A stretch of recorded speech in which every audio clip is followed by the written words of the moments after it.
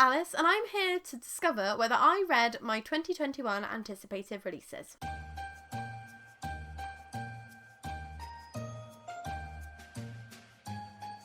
Now, this was supposed to be a reaction video, and I have just finished filming 25 minutes of footage, and the screen record hadn't worked, and Audacity crashed halfway through, so we're doing it like this instead. So, here we go. Let's have a look at what were my anticipated releases for 2021, and whether I read them or not. So to start off with, I did have two honourable mentions, one of which was the as yet untitled Crescent City Book 2, which we now know is going to be House of Sky and Breath. That is coming out in February, so was not a 2021 release, so I haven't read it. And number two was the as yet untitled Red Rising Book 6 by Pierce Brown. There's rumours that it's going to be called Lightbringer and that it's going to be out in July. There's a leaked Kobo page out there somewhere on the internet. But again, did not come out in 2021, so those honourable mentions, I was correct. They are not here yet, so I haven't read those. The first of the ones that was actually published in 2021 was Concrete Rose by Angie Thomas, and this is the prequel historical YA, because it's set in the 90s, the prequel to The Hate U Give. And this follows Star's father Maverick as he discovers that he's going to be a dad, and I think I ended up giving it 4 stars. I didn't love it as much as I wanted to, because it's quite short compared to Angie Thomas's other novels, and so it didn't feel as well fleshed out as most of her stories do. I did like the depiction of fatherhood and teen fatherhood and the way that it impacted Maverick's life, but it just wasn't a new favourite for me. The next book on my list was The Girls I've Been by Tess Sharp. This is another one that I did read, and I gave this one 4.5 stars. I didn't enjoy the ending because it seemed like it was too open-ended, but it's since been revealed that there's likely to be a sequel, so I may reevaluate this one after the sequel is out, look at them both together, see how I feel about the two of them in conjunction with each other, and then possibly bump this one up or take it down. But this follows a girl called Nora. Her mother is a con artist, so she has lived her whole life putting on these different roles and pretending to be different girls, and so she's reminiscing on the girls she's been, but she's also caught in a bank robbery with her ex-boyfriend and her new girlfriend, and it's glorious bisexual rep. Tess Sharp always does the best bisexual rep. The bisexual representation in Far From You is astounding, and I loved the bisexual representation in this one too.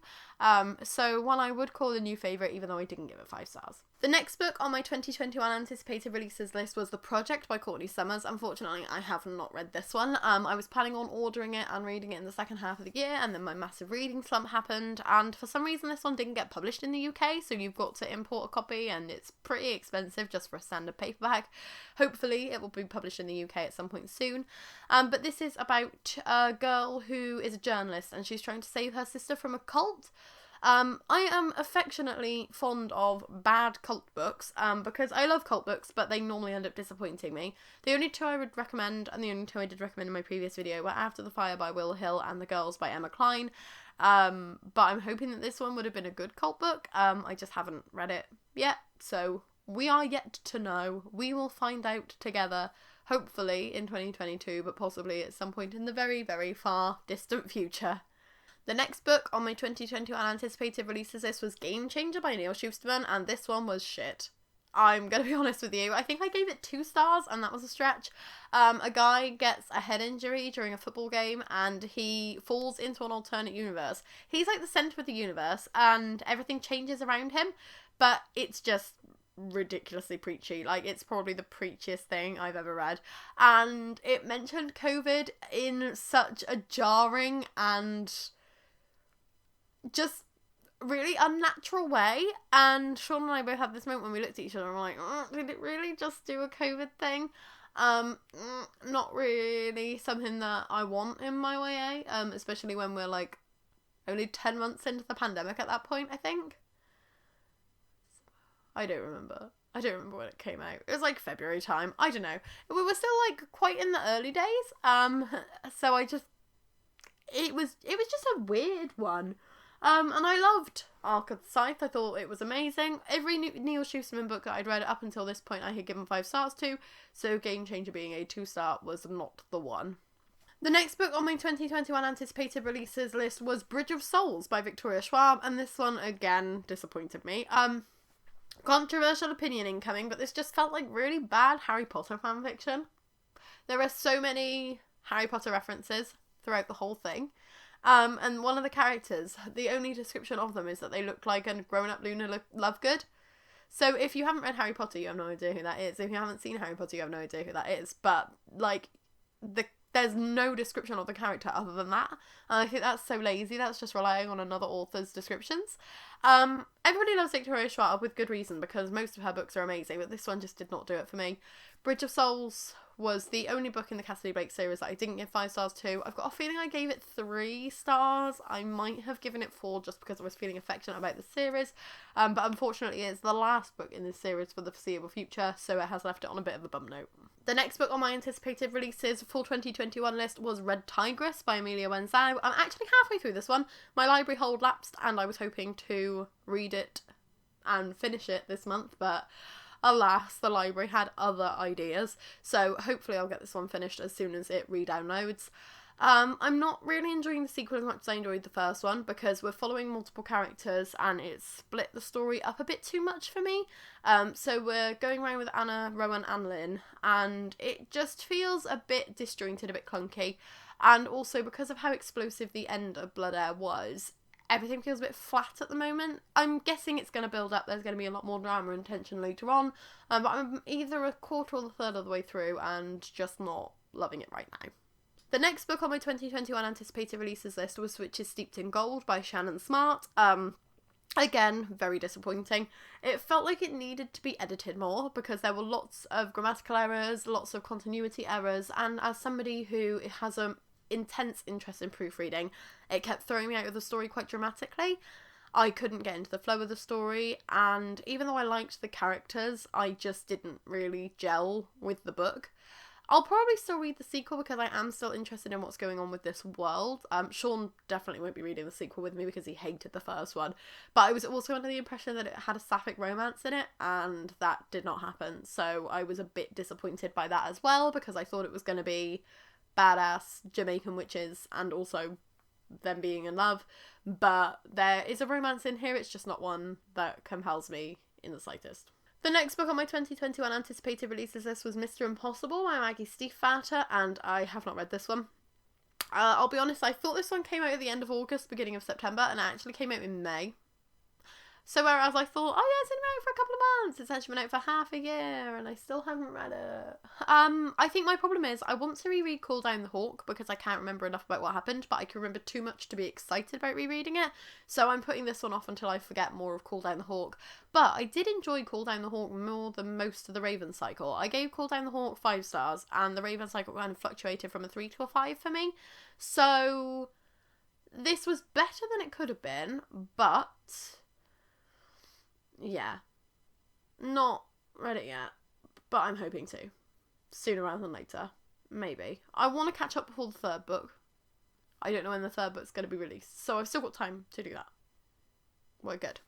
The next book on my 2021 anticipated releases list was Once Upon a Crime by Robin Stevens, which I actually forgot existed until I was filming this video, and then I was like, oh my god, how have I not read that yet? Because this is the official last book in the Murder Most Unladylike series.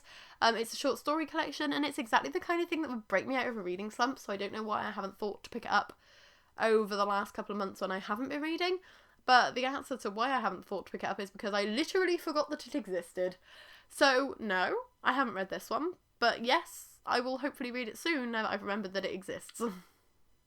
I'm a mess. I'm sorry. And last but not least, the final book on my 2021 anticipated releases list was Under the Whispering Door by TJ Cloon. I'm still very excited about this one. I've actually got it on hold from the library at the moment, and I got the beautiful Unlimited Crate edition that I unboxed a few days ago. And I'm going to read it eventually, but it has only just been released and my copy has only just arrived, so I'm not too mad at myself for not getting to this one yet. Which means I've read 5.5 out of my anticipated releases list, which is good.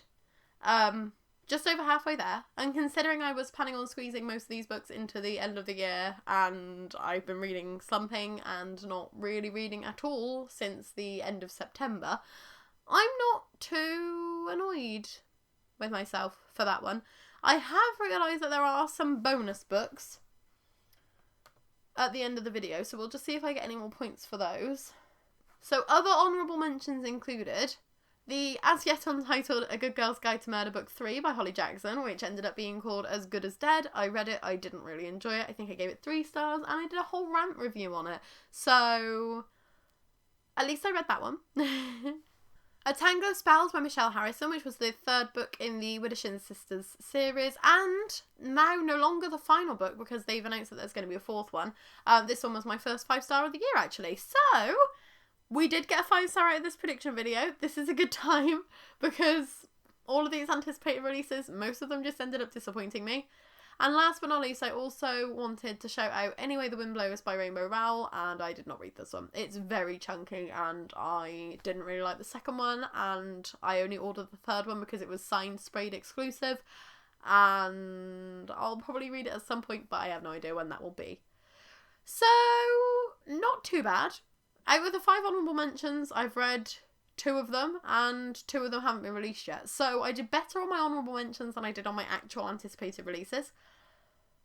But we'll see how next year goes, because if you pop back tomorrow, I'm going to be putting up my 2022 anticipated releases, and there aren't really any that I'm dying super excited about, which is new for me, but hopefully at least one of those will end up being a 5-star, because quite clearly I didn't know what I was looking forward to reading in 2021.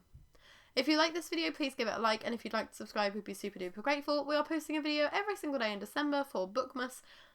Well, as far as we know, we hope that we will. Whether we can keep on top of it or not, we'll find out together. But yes, please let me know what your most anticipated release of 2021 was, and whether you read it, and if you did, how much you loved it. And if you've got any feelings you'd like to share on any of the books I talked about today, then please pop those down in the comments as well. And we will see you tomorrow with my 2022 anticipated releases. Bye!